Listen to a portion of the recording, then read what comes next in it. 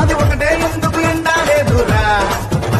అది ఎండేలోగా పానొచ్చిందిరా పాయింటే వానల్లో నా వరదొచ్చిందిరా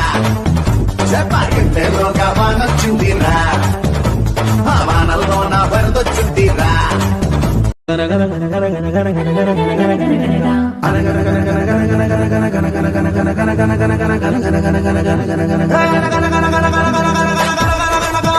పుట్టిన కొడుకులు తెచ్చిన చేపల గుట్టలు ఒకటే ఎందుకు ఎండాలేదురా